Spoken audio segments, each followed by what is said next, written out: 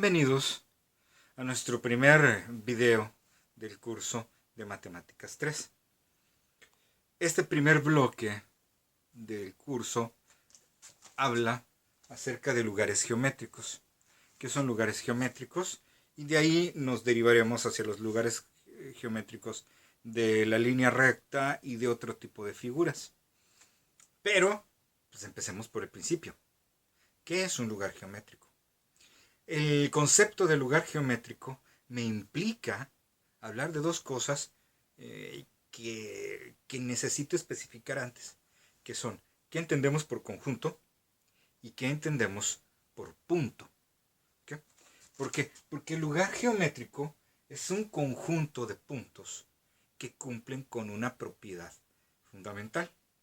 Y esa propiedad fundamental puede traducirse por medio de una expresión matemática o una ecuación. Eso es lo que entendemos por lugar geométrico. No se preocupen, ahorita lo expresamos mejor y lo dejaremos escrito. O si no, bueno, pues le ponen pausa, retroceden un poco el video para que lo vuelvan a escuchar. Pero en esa frase que dije, en ese como eslogan que dije, aparecen esas dos cosas, conjunto y punto. Entonces, rápidamente, muy brevemente, vamos a hablar de conjunto. ¿Qué es un conjunto?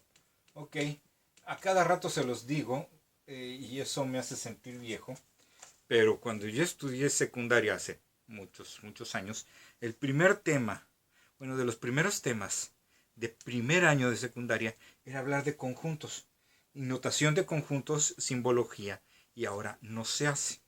¿Por qué? ¿Quién sabe?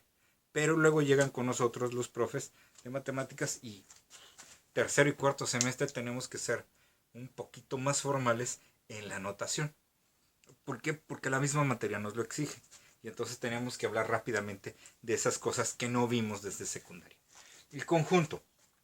Un conjunto es una colección de objetos que tienen una misma propiedad. ¿Okay? Normalmente al conjunto se le denota por una letra mayúscula. Un conjunto, digamos, M, puede tener como elementos manzanas o cualquier otra cosa que se me ocurra, ¿no? Un conjunto yo lo puedo visualizar de varias formas. Puedo visualizar un conjunto M por medio de un dibujito en donde podré colocar allí adentro pues los elementos del conjunto. Por ejemplo, a lo mejor son números y sería el 1, el 2, el 3, el 4 y el 5. Y es el número que podemos contar con una mano. ¿Sí? 1, 2, 3, 4, 5. Ese es el conjunto M. ¿Sí? Cada uno de estos son elementos del conjunto M. Y hay ciertas cosas que yo puedo expresar. ¿Sí? Para yo decir que este 3 pertenece al conjunto M, yo escribiría que 3, esta cosa como simbolito de euro sin la línea que lo atraviesa, es el símbolo de pertenencia. Lo usamos para indicar que este número pertenece o está adentro del conjunto M. Si me preguntan, oye, el 6 está dentro del conjunto M, pues no, el 6 no. Entonces lo negaríamos tachándolo. El 6 no pertenece al conjunto M. ¿Sí? Entonces, esta es una forma de escribir un conjunto M. Otra se le conoce como una representación por conjuntos, por diagramas de Venn. Esto es un diagrama de Venn. Diagrama de Venn. Entonces, esa es una forma de analizar un conjunto y de escribir un conjunto. Otra forma es por medio de su simbología propia. Yo puedo decir que M es el conjunto y al hablar de conjunto lo voy a enumerar entre llavecitas formado por 1, 2, 3, 4 y 5. Ahí estoy indicando que el 1, el 2, el 3, el 4 y el 5 están dentro del conjunto M. De igual forma, pues esta notación sí se sigue aplicando aquí el 3 está dentro del conjunto M. ¿Ok? Es más, podríamos hablar de un conjunto más pequeño adentro de M que le vamos a llamar P, que son los números pares. Y los números pares adentro del conjunto M solamente son 2 y 4.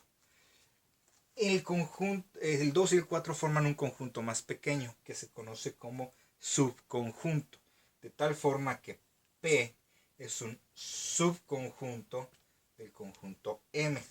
Entonces, esta simbología, este simbolito que es como una C, se conoce, es el simbolito de subconjunto. Es un conjunto más pequeño dentro de un conjunto. Esta simbología, esa que quedamos que es una E como de euro, es el simbolito de pertenencia. ¿Sí? Entonces, 3 es un elemento de M, P es un subconjunto de M. Entonces, esa es la notación, ese es el concepto. Entendemos un conjunto como una colección de objetos que tienen una propiedad en común. Ese es un conjunto. Ok, bien, vamos a lo siguiente. ¿Qué es un punto?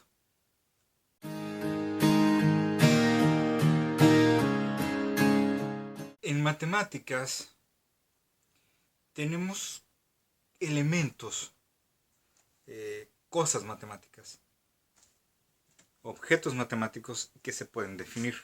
¿Sí? ¿Qué es definir?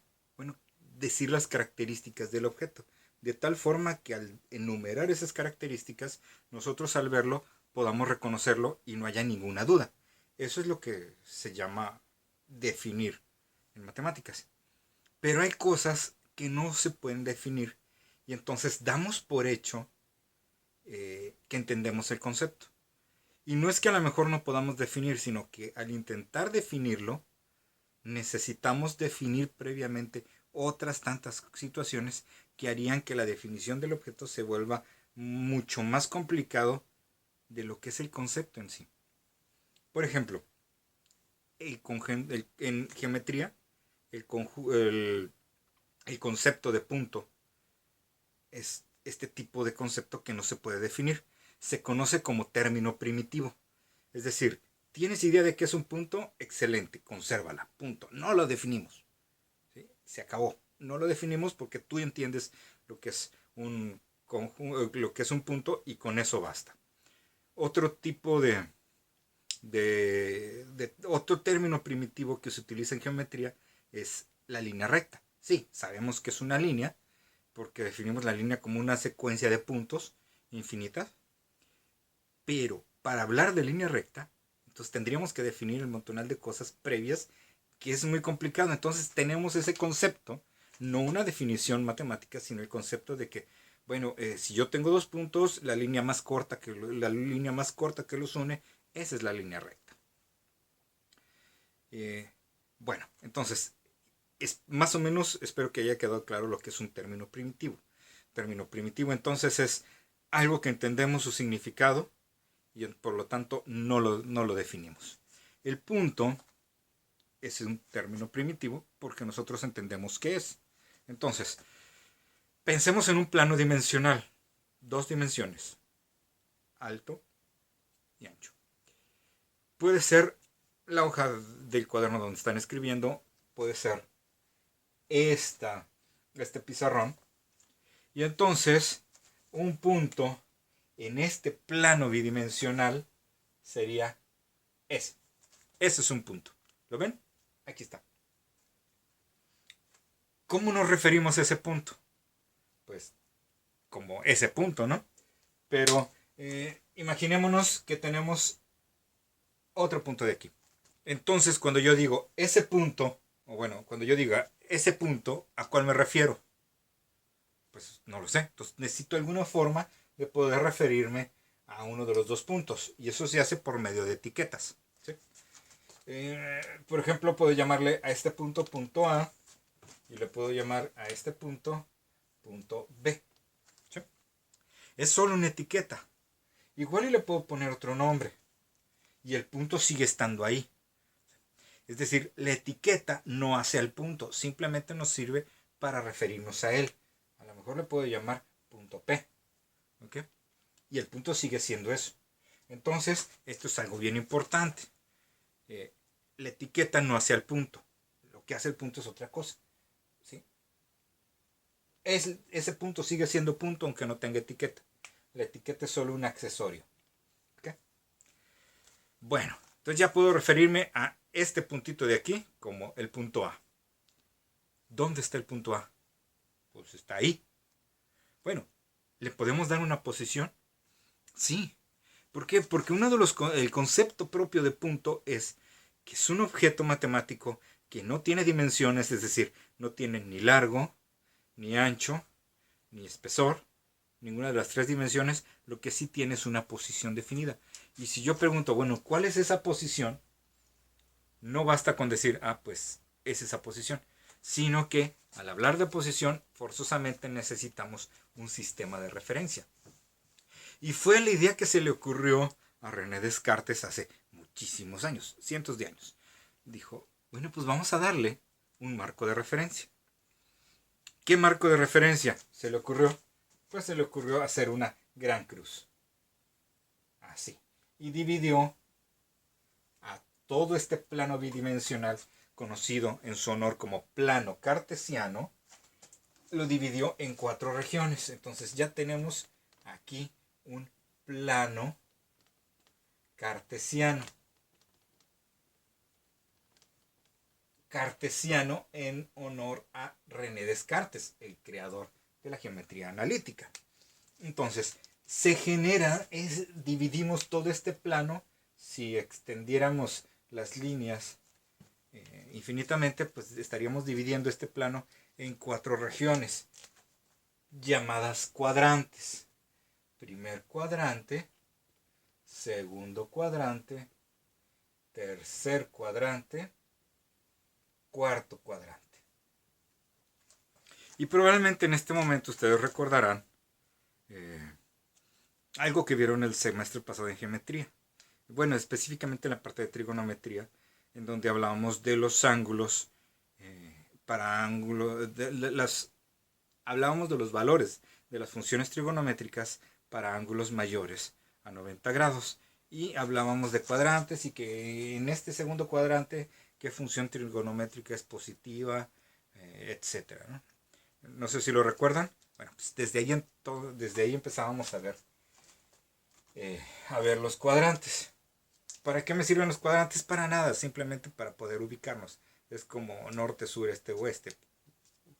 Realmente, pues nada más nos sirve para referirnos a una posición, nada más.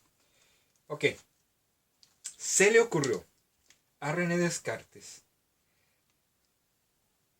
hacer que estas líneas no fueran simples líneas, fueran rectas numéricas.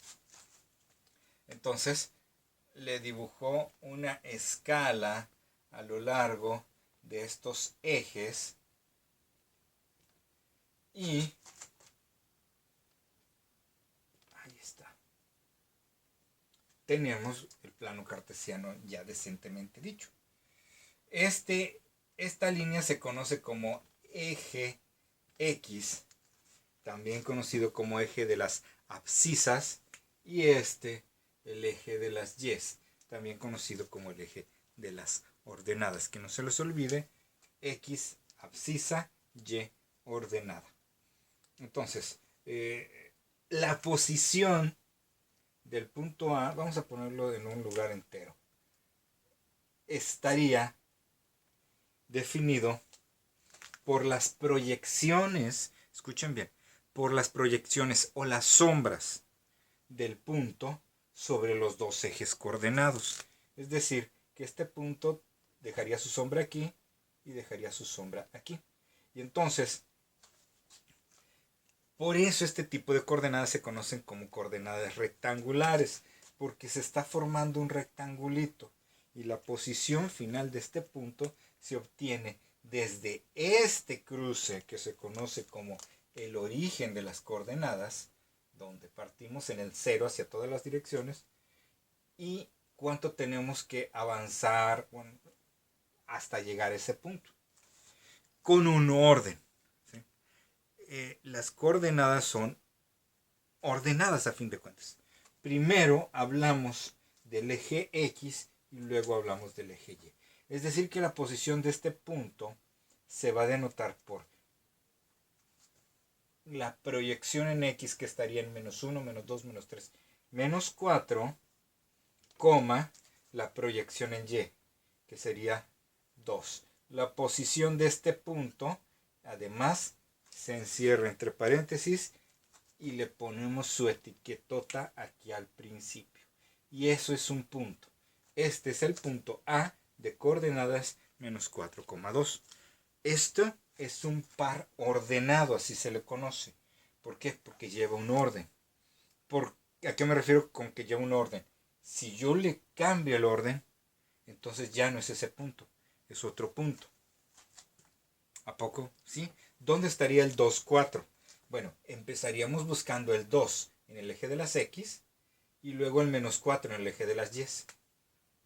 Y el 2 aquí está, el menos 4 aquí está. Estaríamos hablando de que aquí está el punto 2, menos 4. Entonces, por eso vemos que es un par ordenado, porque el orden sí afecta directamente a la localización de un punto. Entonces, hasta el momento, moraleja, el plano, conocido como plano cartesiano, se divide en 4 partes gracias a los dos ejes, el eje de las abscisas o eje de las X y el eje de las ordenadas o eje de las Y. Un punto se obtiene mediante las proyecciones de los puntos hacia los ejes, primero hacia el eje de las X y luego hacia el eje de las Y. Y se escribe mediante etiqueta, paréntesis, la proyección en X, la proyección en Y y cerramos paréntesis. No quiero ser exagerado, pero sí lo voy a hacer. La correcta manera de escribir un punto es así. Hay errores gramaticales, ortográficos en matemáticas, que incluso algunos autores del libro llegan a hacer. ¿Qué es esto? Eso no se debe de hacer en geometría analítica. Eso no representa un punto. ¿Por qué? Porque les acabo de decir a unos instantes antes que el punto no es la etiqueta. Y aquí estoy diciendo que el punto es la etiqueta. Entonces, entre la etiqueta y el punto jamás debe de ir un igual. Jamás. Voy todavía más. Si en alguno de sus trabajos o tareas yo encuentro que ustedes están escribiendo un igual entre el numerito y el paréntesis, les voy a bajar puntos. ¿Ok? Bien estricto. Sí, ni modo. Les voy a bajar puntos. Porque es un error ortográfico grave. Entonces, no lleva más que la etiqueta y luego el paréntesis. No es igual, es simplemente una etiqueta temporal que le estamos poniendo. ¿Ok? Veamos lo siguiente.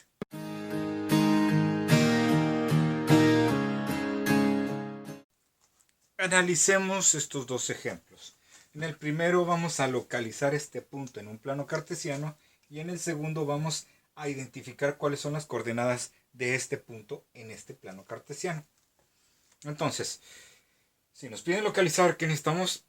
Pues dibujar nuestro plano cartesiano. Son líneas perpendiculares, es decir, que se cruzan en ángulo de 90 grados. Y si ustedes como yo lo están tratando de hacer sin una regla, pues a lo mejor les queda un poco chuequito, entonces hay que tratar de ser lo más decentes. Ok, cosas que no son necesarias. No es necesario que nuestros ejes se vean así bien equilibraditos. Puede estar algo deforme y no hay ninguna bronca. De hecho, como este primero, ¿se acuerdan? Es la abscisa, es decir, la X. Yo necesito llegar hasta el 5 en la X.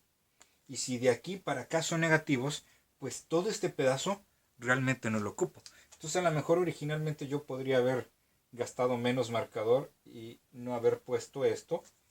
Y nada más dedicarme a poner hasta el 5 en el eje de las X. 1, 2, 3, 4, 5.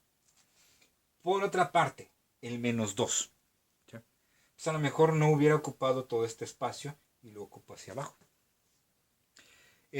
Cosas que serían decentes. Usar esta misma escala en el otro eje. Eso es algo muy bueno. Pero puedo a lo mejor no hacerlo. Puedo decir que este es el menos 1 y hasta acá es el menos 2. Y si se dan cuenta, es una distinta escala a la que estoy usando en el eje de las X. Eso sí puedo hacerlo. Sí puedo poner una escala distinta en el eje de las X y en el eje de las Y. Lo que definitivamente no puedo hacer es usar una escala distinta en el mismo eje. Por ejemplo, hay personas algo flojas que en secundaria, cuando tenían que graficar, que les ponían a graficar funciones, y que una función iba creciendo muy rápido, digamos 2, 10, 15, 20, ponían esto es 2, esto es 15 y esto es 20, lo cual no es cierto, porque si esto pedacito vale 2, aquí debería de valer 4 y este debería de valer 6. Entonces no puedo variar el valor de cada brinquito nomás porque a mí se me pega la gana. Otra cosa que no puedo hacer. Si yo digo que esto es 1, esto es 2, esto es 3, pues más o menos es aceptable, ¿sí? A la hora de la hora este pedacito es más grande, más chico que este. Pero podríamos aceptarlo. Lo que sí sería inaceptable es decir que acá está el 4. No, ya no se puede, ¿sí? Porque más o menos estamos tratando de mantener la misma distancia. Ok, a lo mejor aquí lo rebajamos tantito. Y que más o menos se ve equitativo. Pero hasta ya no puedo decir que vaya el 4. No, eso no se puede hacer. Eso está mal hecho. Y en todos sus trabajos y prácticas, tareas que me entregan y que esté así el dibujo, pues va a estar mal. Lo van a tener que corregir o simplemente les reduciré puntos. Entonces hay que hacerlo bien, ¿no? Insisto, no les estoy exigiendo que lo hagan con su juego de geometría, así, escuadras, regla T, todo bien profesional como si fueran arquitectos. No, pero al menos sí intentar ser bien hechitos. ¿Ok?